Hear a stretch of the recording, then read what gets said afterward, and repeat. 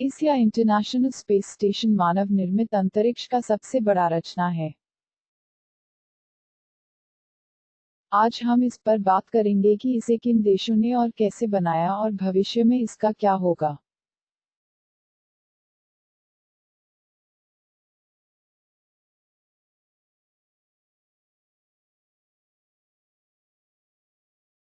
International space station को बनाने में कई साल लगे।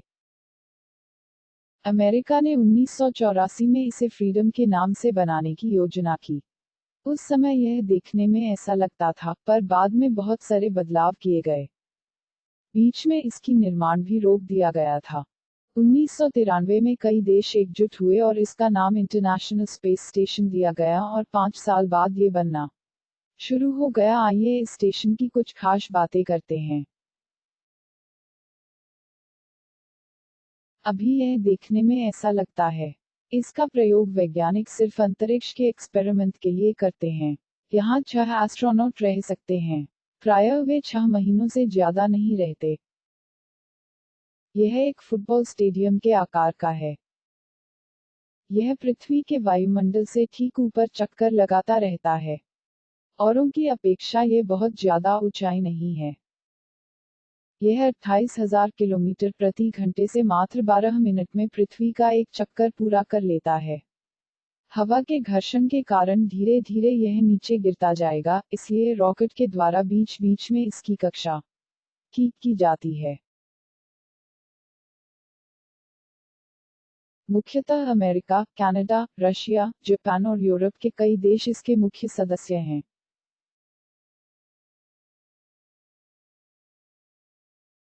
इसकी संरचना एक पेड़ से निकलने वाली शाखाओं जैसे है। यहाँ सोलर प्लेट और रेडिएटर प्लेट रखा जाता है, जिसका प्रयोग सौर ऊर्जा उत्पादन और स्टेशन को ठंडा रखने में किया जाता है। इस निचले हिस्से में प्रेशर यूनिट है, जहां एस्ट्रोनॉट बिना स्पेस सूट के भी रह सकते हैं। यह है रशियन ऑर्बिटल पार्ट। और यह है अस ऑर्बिटल पार्ट, जिसे अमेरिका, यूरोप, कनाडा, जापान आदि देशों ने मिलकर बनाया है।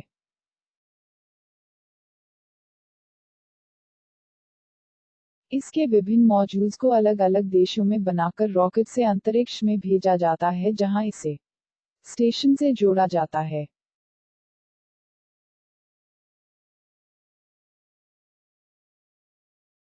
इसके लिए स्पेस शटल, सोयज और प्रोटॉन जैसे रॉकेट का प्रयोग किया जाता है। इसे वर्तमान रूप में बनाने में लगभग 1.5 साल लग गए। हर रेखा एक नए यूनिट को दर्शाती है।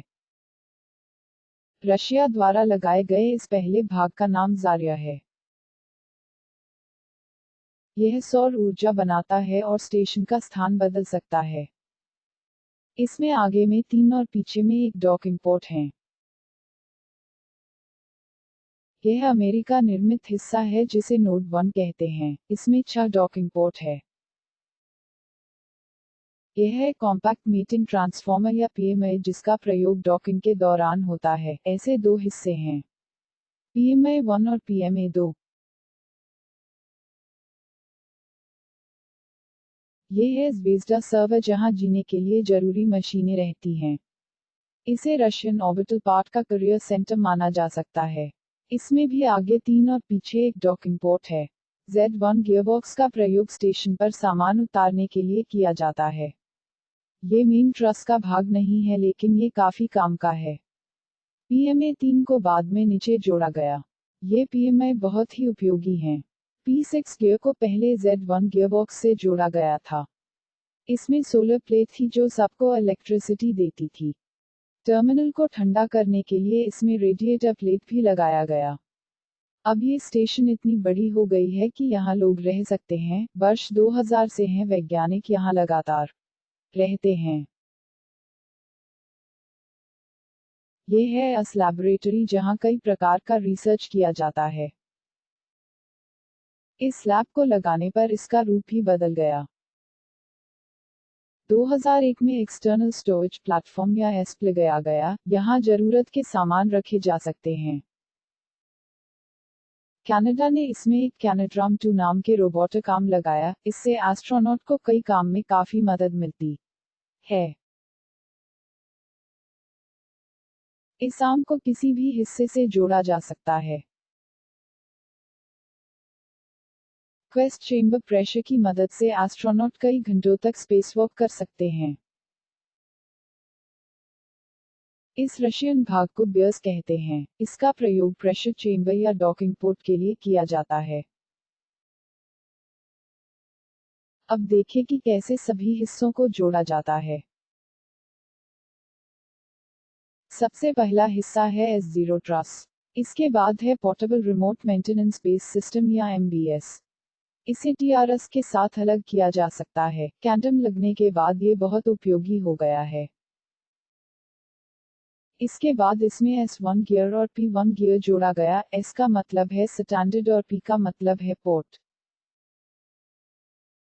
हर हिस्से में 3 सोलर पैनल या रेडिएटर लगाए जा सकते हैं। इसे बीच में भी लगाया जा सकता है।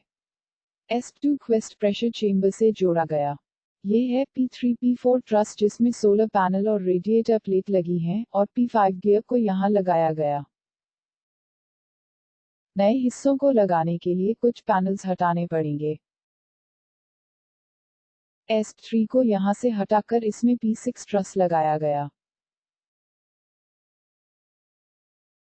यहाँ कुछ और रेडिएटर प्लेट लगाना है। हार्मनी यूनिट को नोड 2 भी कहा जाता है, इसे आगे लगाया जाएगा। लेकिन हमें कुछ बदलाव करने होंगे। हार्मनी में 6 पोर्ट हैं जिससे डॉकिंग होता है।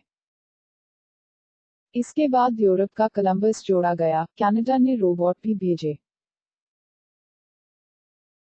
ये है डेक्स्ट्रे। कैनाडाम की तरह इसे भी विभिन्न हिस्सों से जोड़ा जा सकता है। डेक्स्ट्रे को कैनाडाम से जोड़ने पर काफी उपयोगी होता है।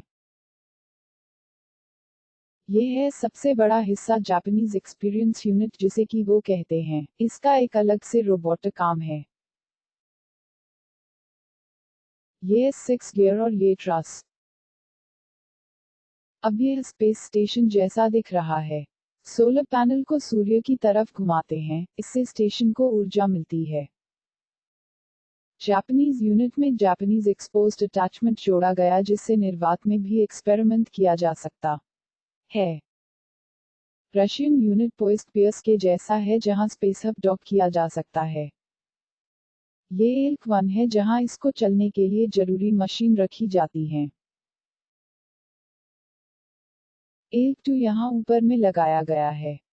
ट्रैंक्विलिटी यूनिट या नोड 3 यहां बगल में है। नीचे ये छोटा कमरा डोम है, इसमें 7 खिड़कियां हैं जिससे अंतरिक्ष का सुंदर नजारा देखा जा सकता है। इसके बाद रशियन यूनिट रासवे आया। ये सामान रखने और डॉकिंग के लिए है।